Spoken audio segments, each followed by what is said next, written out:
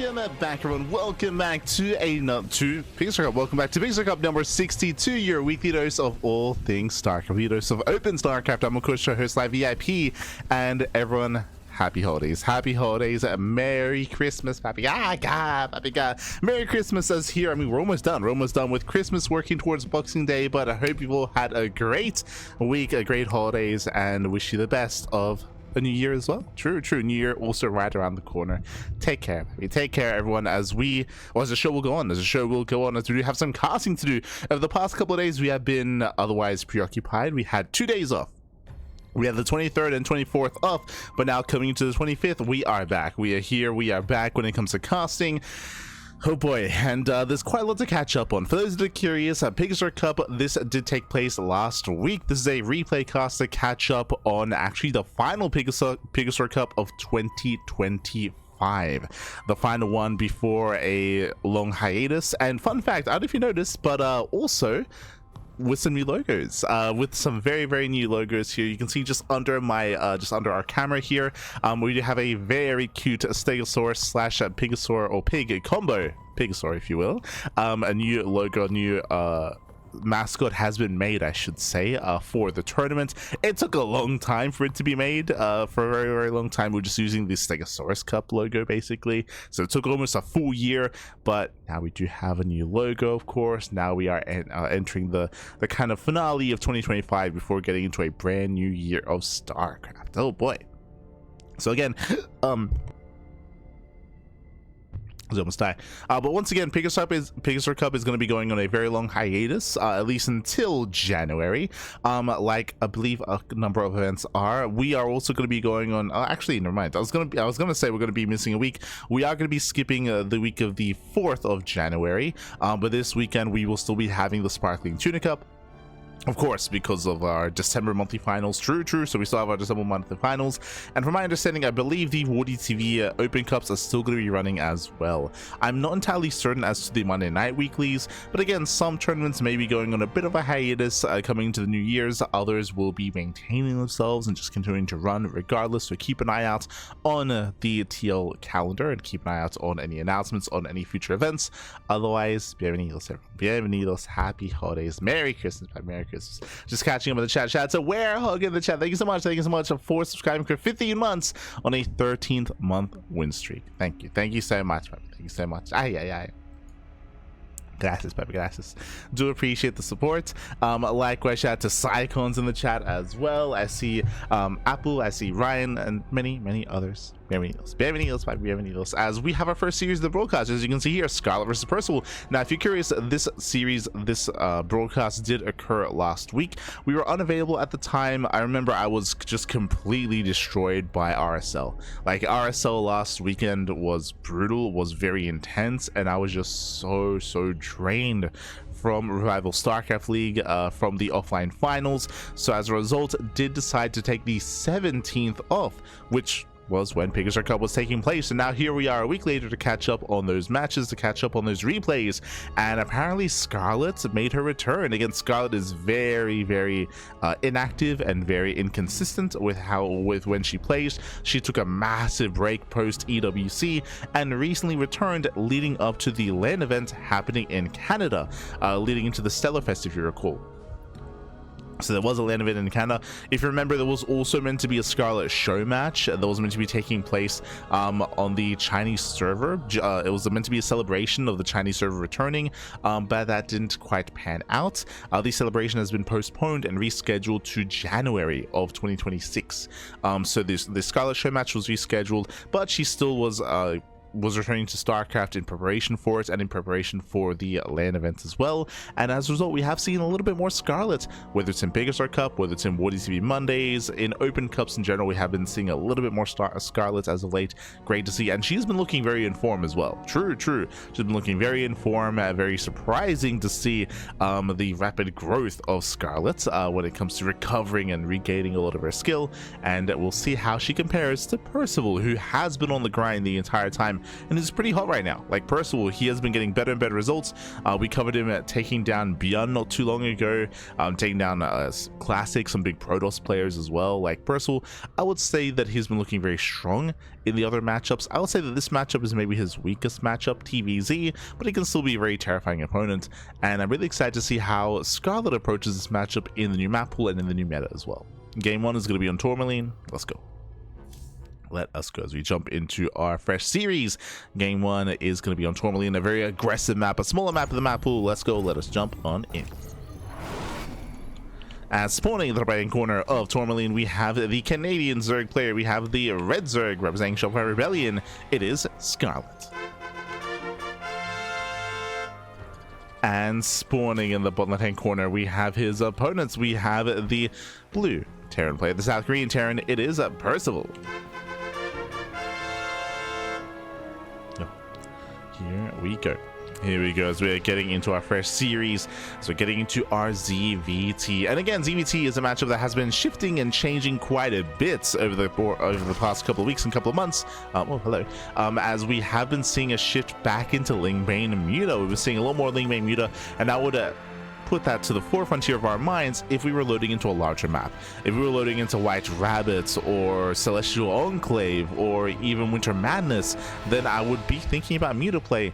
But here on a smaller map like Tourmaline, it is risky to play Mutas, and there's a higher chance we play more Lingbane heavy or even Roach heavy, as Percival opens up 2x. Ooh, 2x Reaper at a Percival, a very aggressive, very assertive start. Remember, this is not an all-in, this is a macro build, but it is a build designed to keep the Zerg player in check and keep them on a low base count. The goal here should be to delay the third base, contain the Zerg player.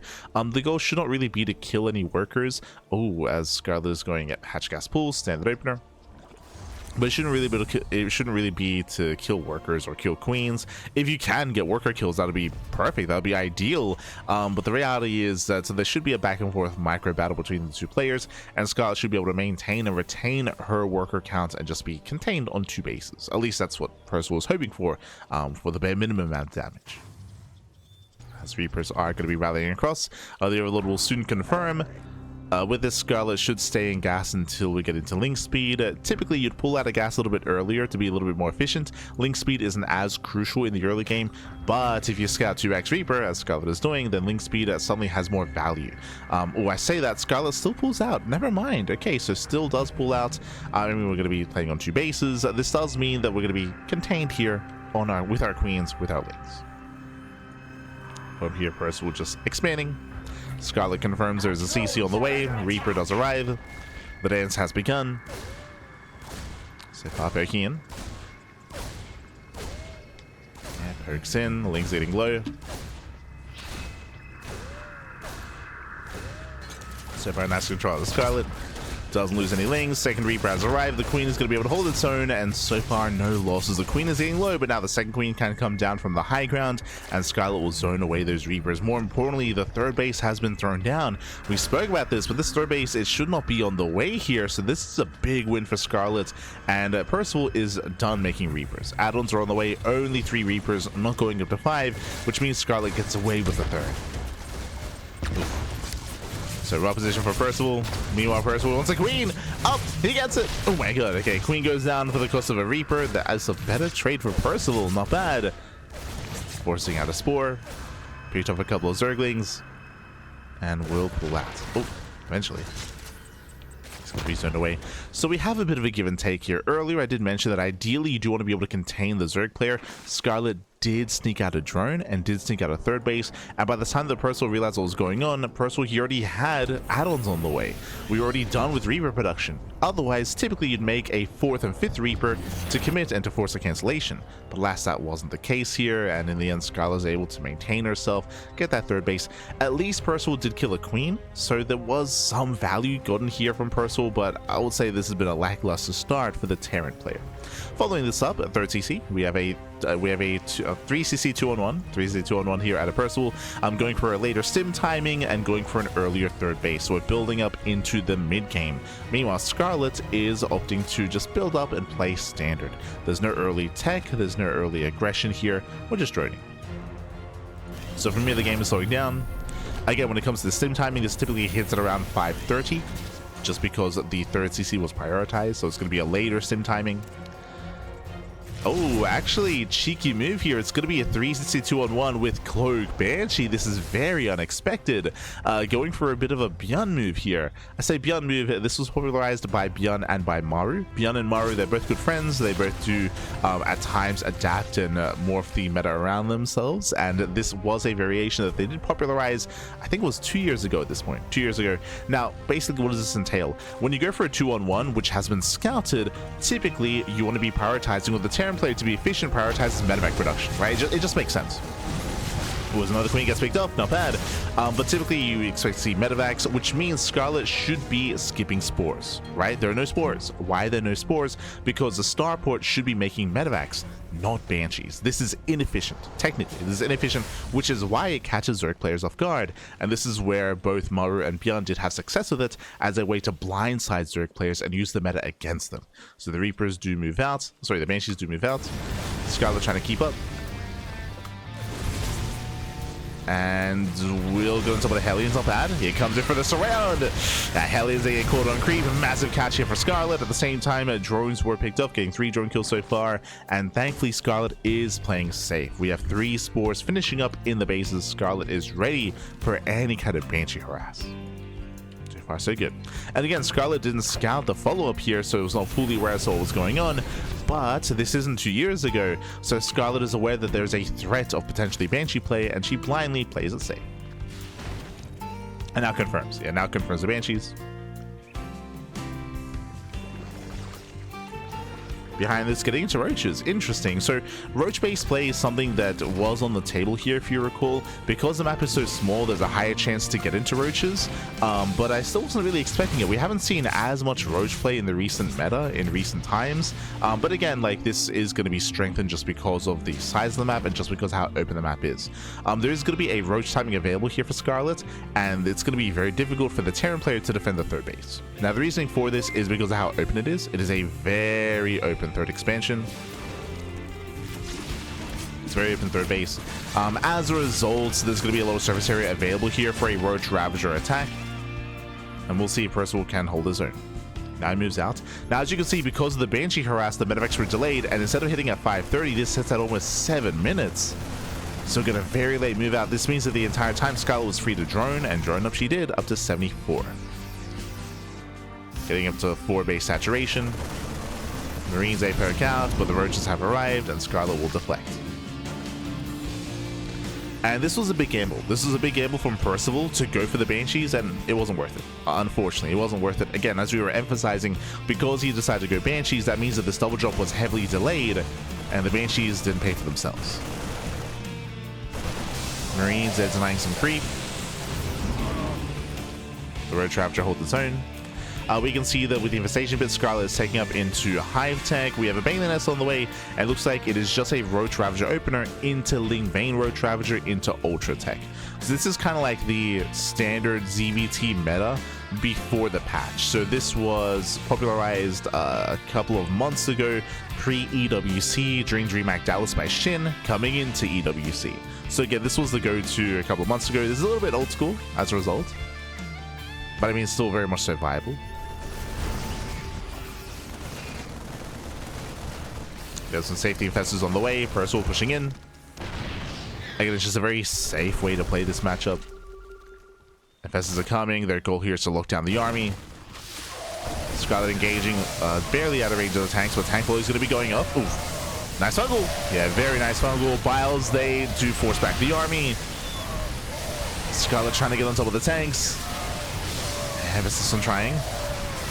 As the final Ravagers do get focused out, but she does break through the tank line. Yeah, the Marines go down the tanks as well, and Scarlett can just keep pushing. We can just keep on going from here. Forget about the Hive. The Hive is done, and the goal, I'm pretty sure, was to go in towards Ultra Tech, but at this point, Scarlett wins the main fight. Scarlett can just rebuild and push and break Percival. That was a big loss to Percival. As you can see, the supplies, Scarlett is almost maxed. Scarlett, she's almost maxed out. Again, there's that switch into melee, that switch into Ling Bane. There's the Ultra Cavern. Again, I will say that I don't think it's quite necessary anymore for Scarlett to tech up, but she's just making sure that in case Percival does stabilize, Scarlett is ready for that more later game state.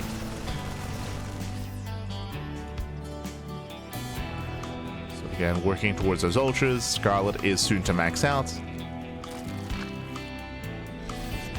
And as you mentioned, Percival defending his third and defending his fourth base is going to be insanely difficult here. Trying to switch into Wind Mines. He's down to one tank? Yeah, just one tank.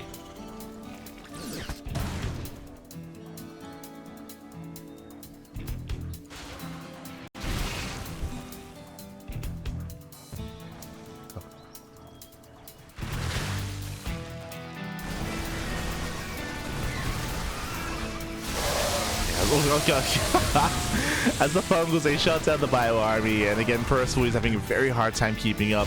Supplies is equalizing somewhat here, but Scarlett is remaxing, trading out Ling Bane. Oh, Marines, they do break into the mineral line though. Okay, 5-6 now. It's not bad. 6 turns going down. Scarlett a bit out of position. Percival does end up getting that center planetary. We'll see if Percival can maintain it. Again, it's still very much so a mid-tier army here out of Percival. The Ghost Academy just began. And we should be seeing Ultra soon out of Scarlett. Oh! As Widowmine Show gets dragged into the army. Decent fungal. Even coming in from behind with the roaches. Very nice flank, very nice surround. Scarlett cleans up the army, can just keep rallying from here. Once again, a better fight for Scarlett. I do feel like she can apply pressure to the planetary. I feel like that should have been the case previously as well. But Scarlett being very tentative. Wins the fight, backs off, now making Ultras.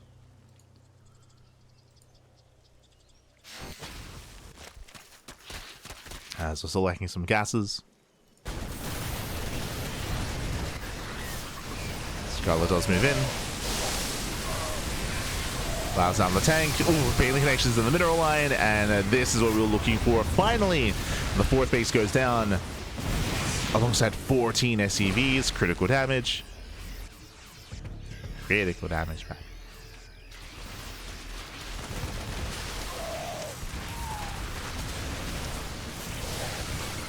And again, the Ultras aren't even really going to be impactful here. We have one Ultra Waddle again, but even without the Ultras, Scarlett has enough. Lands on the fungal. Oh, does every time with some of the infestors though. Losing those infestors. They at least are in a wave. And Percival does retake his fourth base on the left-hand side. So getting a fourth, getting a fifth base as well, at least attempting to. Percival does hold on. Unfortunately, Scarlett did lose every single infestor, so no fungals. Uh-oh. And no fungals. No Bailings either. Limited splash damage. Percival trading well. Here come the Bailings. And nice type to the Ravagers. Very nice. Bailings, they try to engage with the Ghost. They try. Oh no. Looks like they barely will. Was that 2 Ghosts going down? There's a key Pigos for Scarlett. Now we have Ultras. Now we have one Infestor. One Infestor.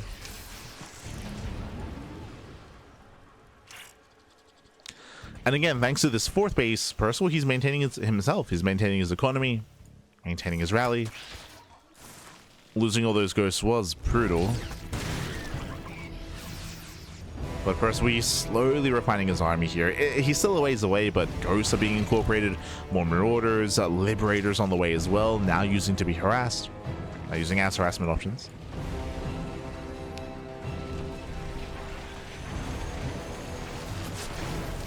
Oh. Getting a Queen.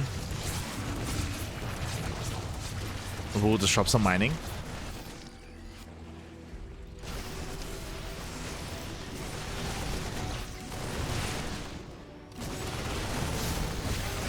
So far, Percival, I mean, finding some finding some damage. We'll lose a Ghost. Not like this. Ooh, but Scarlett out of position.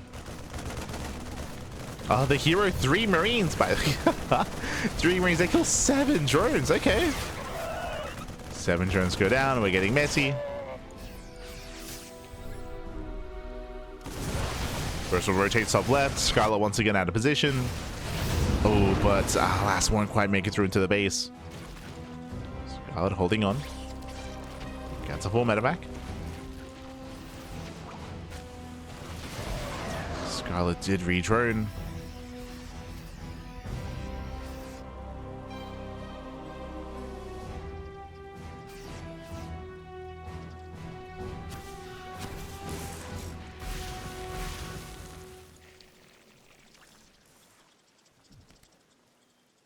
Did re-drone, did resaturate.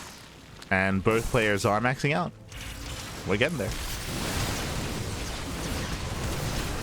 Yeah, maxed out. Scarlett does hit the 5th base. Not bad. Still no planetary, can always lift. That's going to be a lot of damage. At the same time, ooh, Percival was distracted. As Percival, he will lose the mineral line. Banelings, they break through into the mineral line as well, into the 4th. Planetary goes down. And these are losses that Percival cannot afford. Not like this. 22 SCVs and losing 2 bases. And oh, there goes. No cloak. You're losing 1, 2, 3, 4, 5. Oh, god. Yeah, 5 ghosts going down. Cloak is available, but again, Percival otherwise distracted. Attentions are being split, and this is getting out of hand. Very quickly getting out of hand here. Lings are still just popping off, still just getting free damage here at the 3rd. 38 SCVs. Drop gets caught out. And Percival is falling apart. This one is falling apart here. These past couple of moments. And without Scarlett, it's done. Scarlett has broken Percival. Again, it was quite intense, quite back and forth. Initially, Scarlett did have a very comfortable lead. And then Percival did claw his way back in. Did claw his way back into it. Wasn't able to maintain that. As here, the Lings are still just trading well against the bio. And Scarlett can just pull away, rebuild, remax, do it all again. Let's go. What do we have? We have, what, 5 ghosts? 5 ghosts, 1 Marauder, 1 Marine, and a couple of Widow Mines. Let's go. GG. GG gets called, and Scarlett will take game at number 1. GG. Whew. GG, well played. Scarlett will take a lead in the series. Again, it was a much more comfortable early game from Scarlett. Scarlett took an early lead, was the first to max out, was able to comfortably get into, even take it towards Hive Tech, and was winning those early engagements. I will say that Scarlett was a little bit passive this game, and despite winning some early fights and actually looking quite in a really solid position, wasn't really able to capitalize on that, and often wasn't pushing towards the 4th base and wasn't able to necessarily cripple the economy early on. So Percival was allowed to stabilize, was allowed to build up, and we had more of a back and forth as a result. But in the end, Scarlett did pull apart Percival's attention. GG. GG, well played. With that, we're going to be loading into game 2. Game 2 is going to be on White Rabbit. Oh boy. Loading into game 2 here of the ZvT. Meanwhile, a big shout out in the chat. Thank you so much. Thank you so much to Inko in the chat. God. Thank you so much. Thank you so much for subscribing for 6 months. Half a year support. Merry Christmas. Merry Christmas. Merry Christmas. Happy holidays. God. Thank you so much. So we are getting into game 2 and spawning. Spawning in the bottom hand corner of White Rabbits, we have the Canadian Zerg player. We have the red Zerg representing Shopify. It is Scarlett.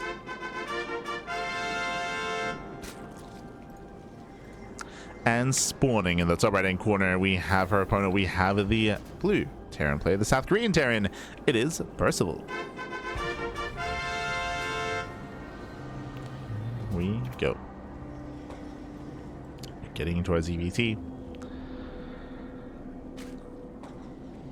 And again, Percival did have a very rough opener. Remember, Percival did go for a 2-Rax opener, 2-Rax Reaper, and did fail to really deny the third base, failed to really get much damage. It did kill one Queen, true, but did lose Reaper in the process. And if you remember, Percival was banking a lot on his hidden Cloak Banshee, and the Cloak Banshees didn't really get any damage done. We spoke about it, but because of that, that's why Percival's stim timing was delayed. That's why his stim timing was lackluster. That is why Scarlett had a much stronger early to mid game against Percival, just because the opening builds did work in Scarlett's favor.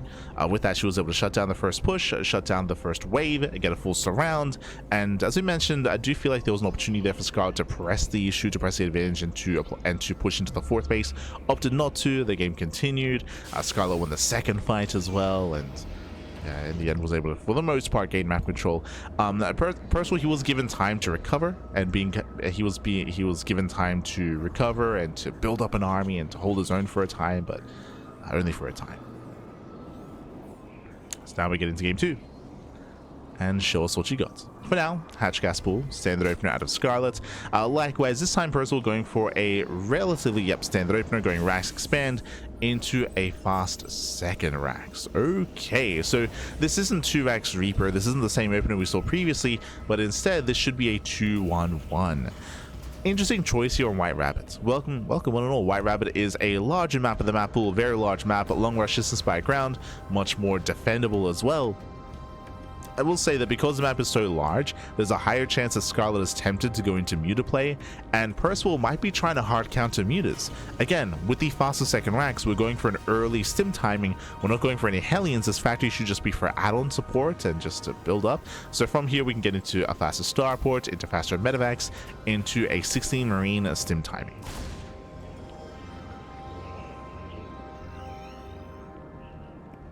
That should be the goal. Now Scarlett, is staying in gas. Big tell. So link speed is on the way. Scarlett stays in gas. This screams fast lair. And if we're going for a fast lair, then there's a high chance that Scarlett wants to try to take early gases, wants to try to delay her own tech, delay her Eva chambers, delay her Bailey Nest, and rush into a fast lair into fast Muta play. I'm a little bit concerned. So Percival so far rolling the dice and rolling well. The Gamba paying off. Assuming this is for a lair. Yep, there it is. 2-base lair, 2-base Muta. Oh boy. And again, like, this isn't too much of a surprise. As you mentioned, it is more common to see 2-base Muta on White Rabbit because of how large the map is, and that is what Percival was banking on. So it feels like Percival was metagaming Scarlett. This same timing is going to hit like a truck. And remember, because we're rushing into these gases and into this lair, and because we're prioritizing gas income as well and delaying the third base, it means that the Ling army is going to be incredibly weak. Late upgrades, late banelings, and late production to actually make any Zerglings. So it's going to be a difficult defense. And unfortunately, Scarlett is playing blind. You can see here Scarlett has no vision. No vision, no recognition of what's going on. The one thing that Scarlett sees is what she doesn't see. That is Hellions.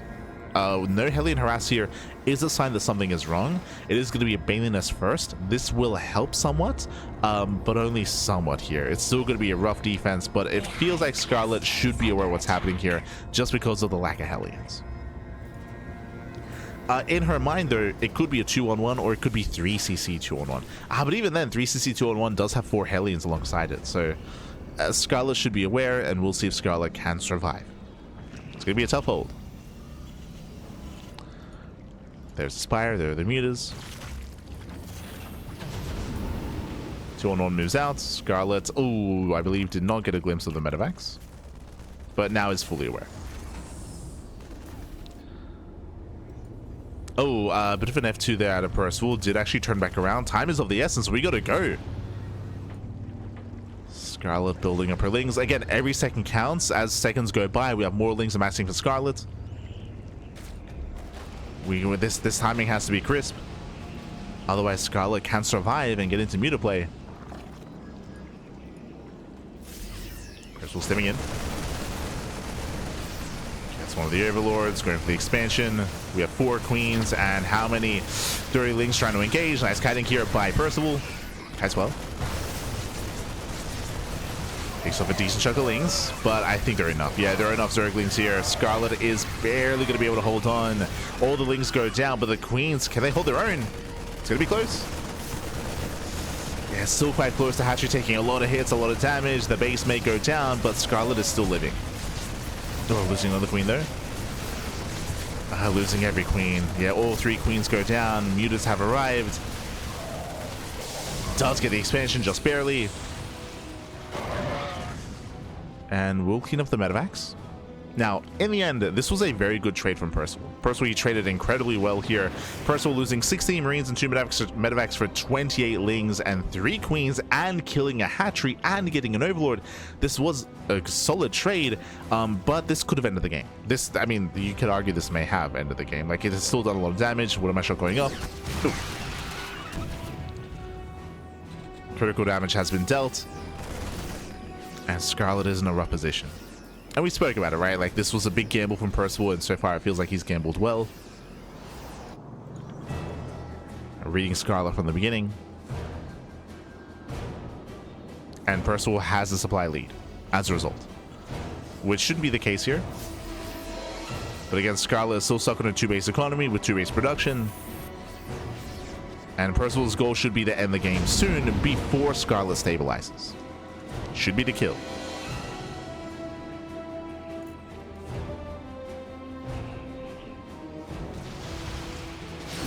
Oh my god. Yeah, Mind Shot goes off. Muta's going down. That was what, 2 Mutas falling already?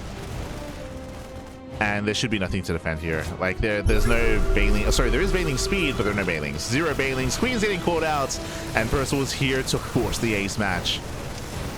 Getting on top of the third. Forcing a cancellation. Ooh, there it is. Does force a cancel. Bailing's just now being morphed in. If Percival knew there were no Bailings ready, he could have just kept going. He could have just kept on going. For now, pulls back, rotates.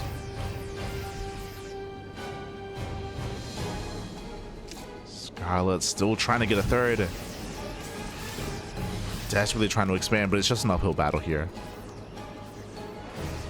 And again, this was essentially just a build order win from Percival. Now, I say build order win, there was potential for Scarlett to maybe recognize what's happening a little bit sooner. Oh, the Mind Shots. Ooh, forcing friendly fire, but here comes the rally. And again, there's no Ling Bane. There's no Bailings. No Bailings whatsoever, just pure Muta.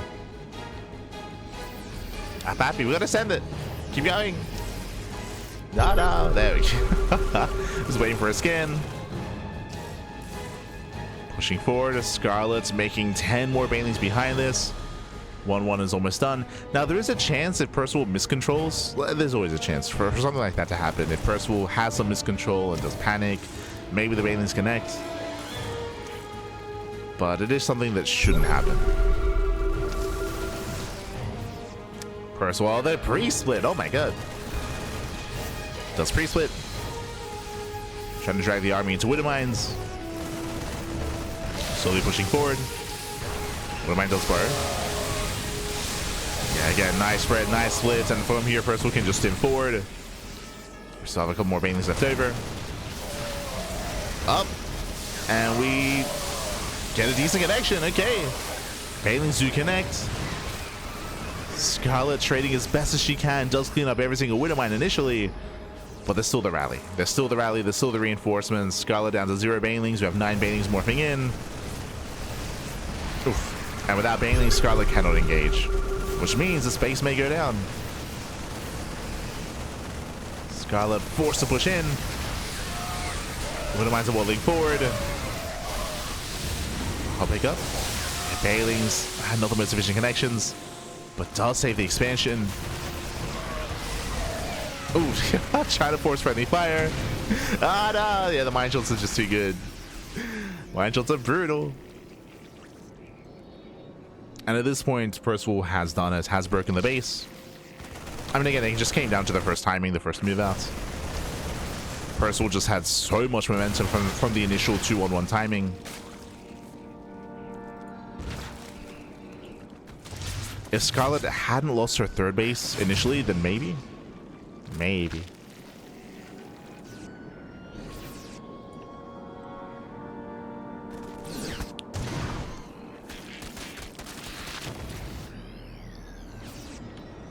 As Percival's rotating. 4th CC is on the way. Oh, okay, we have some bird mines. I still didn't spot the bailings. He saw the burrow, I should say. Este Percival. Oh. As Igmane trying to engage. Oh my god. The Widow Mine's connecting. Massive mine connections here on the bailings. And even though Scarlett will deal with this army, this is still a better trade for Percival.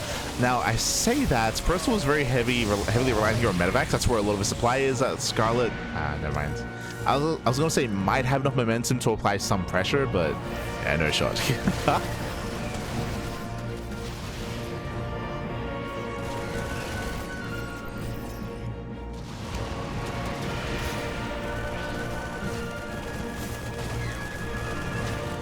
Now, one thing that is working in Scarlett's favor, I don't know if you noticed, but Percival, his army was late. I should have pointed out a little bit earlier. We saw the army being thrown down after Percival had killed the 3rd, but this is a very late armory because of that late 2-2. Percival should have an upgrade lead because Scarlett's 1-1 was so heavily delayed, but I believe Percival assumed the game was going to end earlier, so Percival, as a result, had a late armory, late 2-2 upgrades, and because of that, is going to have as much of an upgrade lead than the other way should. So that is something going Scarlett's way. Even here, catching reinforcements. Nice trades. Speaking of 2 Widow Mines, very nice trades. Getting into the main. SCVs are going down, and this should not have happened, by the way. Percival out of position. They're losing a lot of SCVs. And this is how you come back in this kind of game state. Is Scarlett finding damage, picking up Widow Mines, workers, Marines. This was a nice move out of Scarlett's, but Jesus, that supply disparity is insane. Like, it's it's crazy.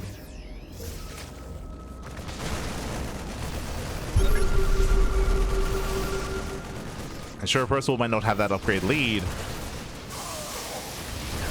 but still has the army. Widow Mine doesn't quite go up. Once again, decent engage here by Scarlett. But the Thor is here. The Thor. 5v once again scans to the bird bailings. Cheeky moves out of Scarlett's. We've seen a couple of bird bailings attempted, but none have quite connected yet. Yeah, now he knows to scan ahead of time. Now Percival is aware. Oh, got out! Mutas a stack up. Respect the Thor. Oh my god. Yeah, brutal mine shots. One of the best of the game. Mine shot goes off. Thor volleys on the mutas, forcing splits. Oh, get a decent bailing connection, but yeah, this time the losses are going to be too great. This time the muta count taking some hefty losses here. Down off what? 4 mutas. 4 mutas get away.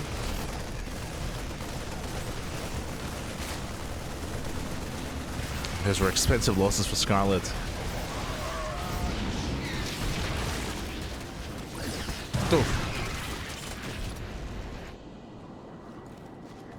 As Percival has not been mining too efficiently here, actually.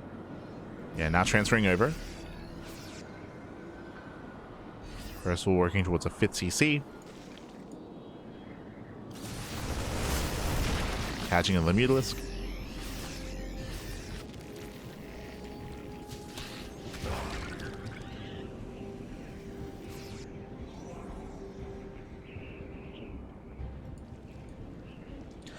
Tech-wise, there aren't really many options here, so there's no potential for like investors.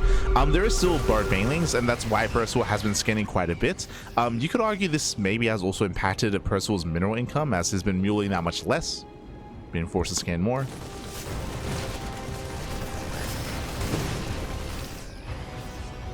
As the door is left open once again.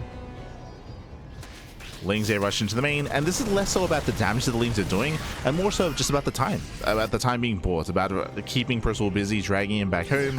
Ooh.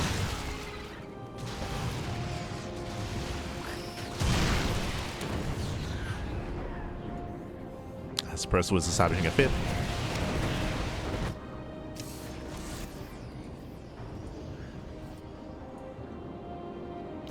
3-3 has not begun. So once again, the upgrades are kind of being falling by the wayside here for Percival.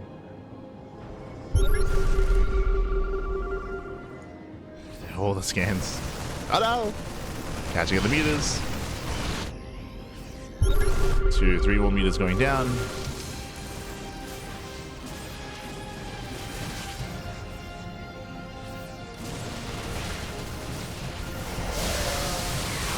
Once again, nice friendly fire. Drags some light shots into the Terran army. But GG gets called. Again, it's just been an uphill battle for the past 10 minutes. But GG gets called, and Percival does tie the series 1-1. GG. Again, it was a really rough start for Scarlett. Winding it back, Percival, I want to say, almost went for the hard counter. I say almost because, unfortunately, Scarlett had no vision, had no scouting, so everything just kind of lined up for Percival. Winding it back, what happened? Scarlett went 2-base meter, and Percival blindly went for a 2-on-1. So that is a very early sim timing. I will say that there's potential that Percival could have ended the game then and there. But if you remember, he did delay his drop. It was a little bit more delayed, and every second did count. In the end, Percival, he killed 3 queens, 28 lings, an overlord, and an expansion. It was a very successful 2-on-1. Again, had the potential to end the game, but did just cripple Scarlett. And the reality is that Scarlett never recovered from that initial 2-on-1 timing. So it was just a really rough start there for Scarlett, and a really nice gamble from Percival to be able to read that Scarlett would attempt to go 2-base meter on White Rabbits. GG well played. With that, we're going into the ace match. We're going to game number 3, and we'll see how this story ends as we load into Winter Madness. Let's go. Let's go. This is another larger map, and typically I would say, hey, this is a pretty good map for 2-base meter.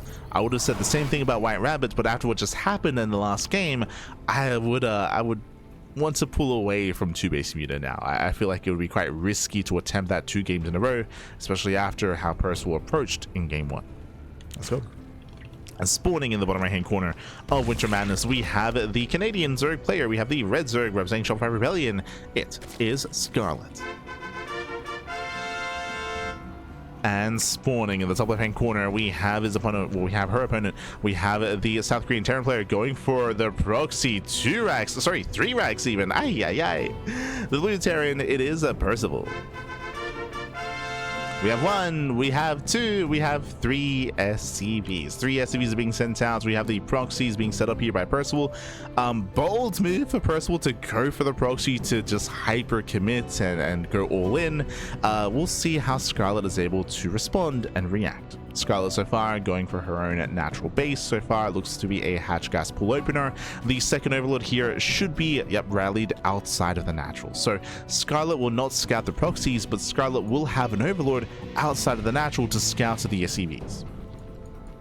So Scarlett will have some seconds to react. Meanwhile, Mass Marine is going to be coming her way. We have bunkers to support this as well. We'll see if Percival hides an SCV or not. What I mean by that, if you know anything about proxies and TVZ, responding and reacting to a proxy 2-rax and a proxy 3-rax, there is a difference. There is a difference between how you want to respond to both builds. And so very often Terran players will try to hide an SCV to make it look like it's a proxy 2-rax, especially when their raxes are not scouted. So Marines are amassing. Basically, there's a higher chance that Scarlett would pull the boys and pull the drones to try to defend against this, against a 2-rax. Yep, and you can see here, intentionally we're hiding the 3rd ACV. So this is very intentional. 3rd ACV is being hidden.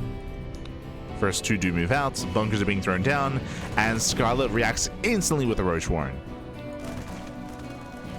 So takes the gas geyser, Roach Warren's on the way, and Scarlett does not attempt to save the natural. Honestly, a very safe response, and specifically against a 3-rax, a very solid response here by Scarlett. I would say that this will be a really rough position if Percival was only going for 2-raxes, but because Percival was committing, this strong response and reaction from Scarlett is going to benefit her.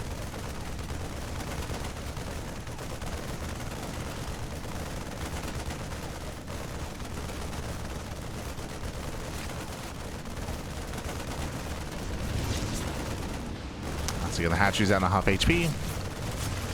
Roach production has begun. And Scarlett, with the help of these roaches, I believe will be able to save the base. Very nicely timed. We got the 4 roaches on the way. 5 roaches even. Jesus. That's the supply blocked. It looks like the hatchery is gonna fall. Snipes the expansion. Does snipe the base. And Percival committing, doubling down, going into Marauder production. So he can cut shot Marauder. Ooh, Scarlett gets supply blocked. It's easy hit a repair. And so far important to note that Scarlett hasn't lost any units yet. Just losing the expansion.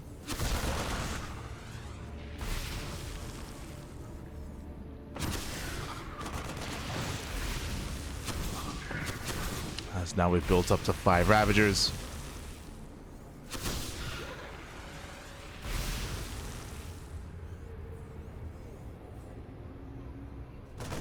Another 5 Roaches on the way. While they do connect. A nice movement here by Percival though. Ooh, gets Ravager, gets Queen. Nice pickoffs. Down to 4 Ravagers.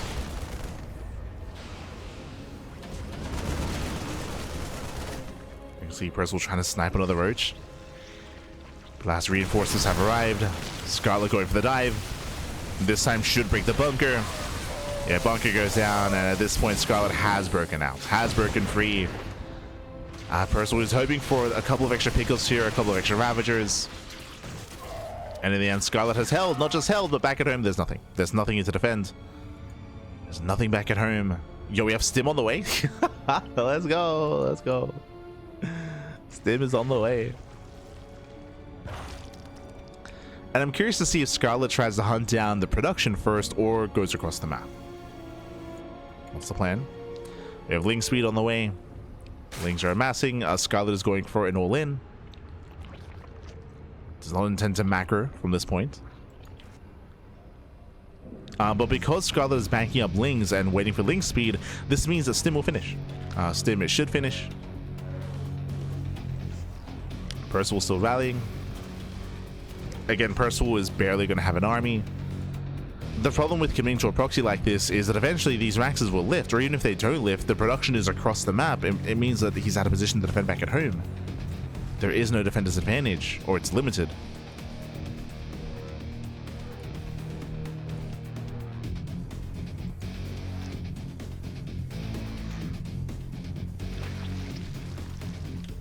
And here we go. Here comes Scarlett. Ling Speed will finish up during the fight, during the all-in. Has a natural just for larva.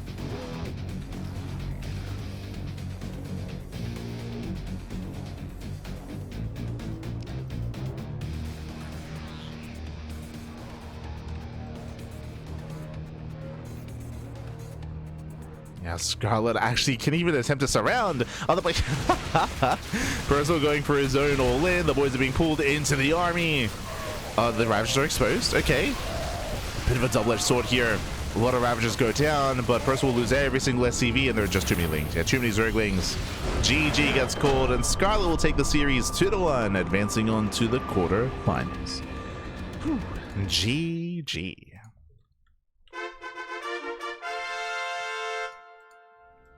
GG, well played. Scarlett will claim the series. A very intense back and forth here in this best of 3. Percival did risk it all with the proxy towards the end, and interesting kind of setup from Percival. What I mean by that is that Percival opted not to get additional bunkers, only got the 1 bunker, which I feel like is a little bit risky, considering that you're still building up into Concussive Shell, into Stim, and you're still committing to the 3 racks. Did kill the 3rd base, did get a Queen, did get a Ravager, but wasn't quite able to get anything more than that. Didn't really have much staying power. Once that bunker went down, that was it. That was it. That was game. Scarlett had broken out, and Scarlett could then commit into her own all-in. Again, unfortunately, Percival didn't really have much other options there. There is a chance that maybe Percival was able to actually bring the army together, have the boys being pulled, could maybe make something happen if Scarlett was droning. Problem is, Scarlett wasn't droning. Scarlett was going for her own all-in off of 22 drones, so had plenty of army to work with, plenty to handle what Percival had. GG. GG, well played. With that, congratulations. Scarlett will claim the series. Scarlett will advance on, and we're going to be following Scarlett into her next matchup. It is going to be another ZvT, by the way. We go from one Terran to another, and opponents only get harder from here. It's been great to see Scarlett's return to competitive play and return to Open Cups, but is now up against the king of Open Cups. I mean, the best Terran in the world is up against Clem.